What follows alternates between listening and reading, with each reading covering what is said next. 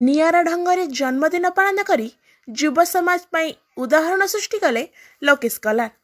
साधारणतः जन्मदिन रे समस्ते मंदिर को जाई देव दर्शन करिथांती किंबा सांगमानक सह बाहर को बुलिबा को जाइथांती, किंतु अनेक लोक अछंती जे निज जन्मदिवस रे किछि ना किछि नूतन कार्य करी जन्मदिन को चिर स्मरणीय करिथांती।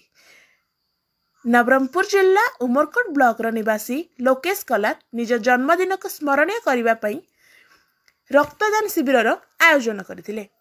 थारे अछि रक्तदान महापुण्य। एभली गोटे महत् कार्य